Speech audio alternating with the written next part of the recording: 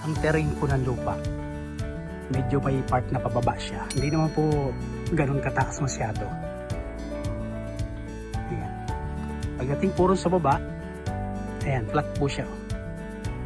Pero andito po ang kalsada sa medyo mataas na bahagi. Medyo rolling po ang terrain. Pagdating dito po, ayan, kapantayan na naman dito sa ibabaw. Nandito po tayo sa ibabaw. Bagong tanim po siya ng niyog. Ayan, nakikita nyo naman po. Marami na pong tanim yan. And then, meron din naman po productive na. Ayan. Tinatawag po nilang takaran na tanim ng niyog. May mga bearing fruit din po na iba, katulad po ng saging. Ayan, may mga saging po siya. Meron pong mangga. Ayan po ang mangga. Ilang puno po ng mangga ang nandito.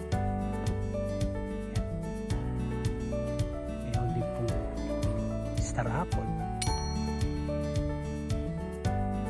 So may mga softwood katulad ng Gimilina, Batino. Ayan. Ay, ito po ang kanyang kalsada. Sa panahon ngayon, mainit na po ang panahon, kaya napakaganda na rin po itong daanan. Pasok na pasok po ang 4 wheels. Mula po sa operational na barangay road, siguro mga around 150 more or less, nandyan lang po ang pinakang barangay road. So ito po, dito po sa kabila, nadaanan po kasi ng kalsada ang property. Ito po, kung mapapansin nyo yan, sako pa po yan. Ito, may mga niyog na ito. Ito pong malinis na ito. At yung palayan po yun, hindi na po yung sako. Nakita niyo po ang terrain niya. Medyo pabuhat to sa baba. Pag ganito siya, paahon ng bahagya lang po. Hindi naman po tarik yan. So ito po, binabaybay po natin itong kalsada. Para makita po natin yung boundary. Ang frontage po ng barangay road dito, more than 100 meters. Ito, may kasama po itong pili. Pili na.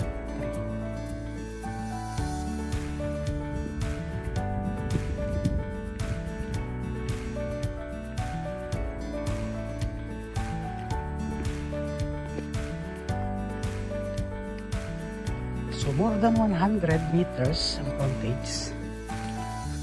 Doon po, makikita po natin yun sa kabila, Panginoon. Yun. Itong niyog na to, sa kabila pa po.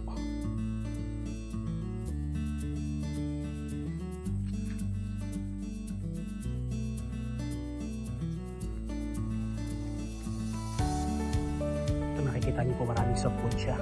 Gimilina. Pwede naman pong ilambertin yung iba niyan. Yan. Siguro ang tanim po ng mga mangga, mga nasa 5 malalaki po. Malalaking puno na ng mangga.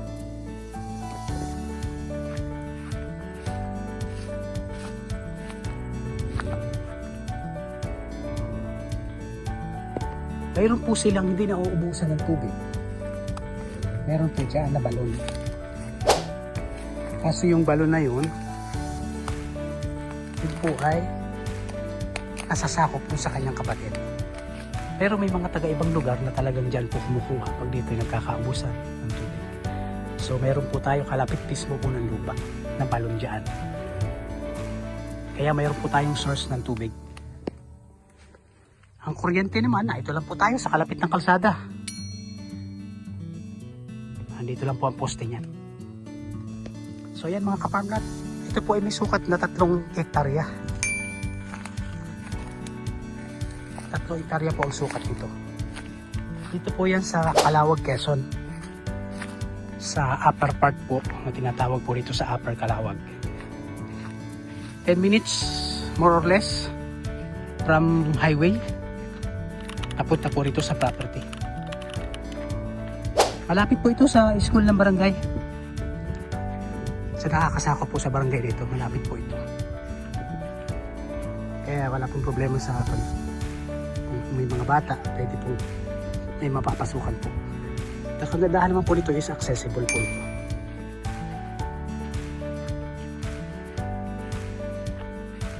Ito pong niyog na to, yan po ang pinakampagitan. Paganito po siya. Papunta ron. So ito po ang hangganan yan. Papunta po doon. Ayan, nakikita niyo po.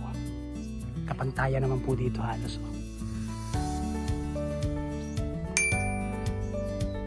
Salamat po mga kaparlat.